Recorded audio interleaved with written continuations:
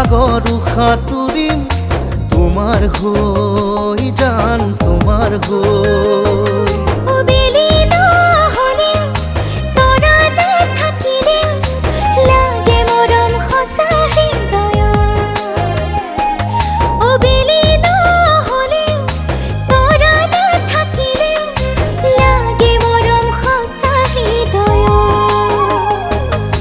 ৰাধা হবা মই হুম কানাই মৰম দিলাম আমি দুজনাই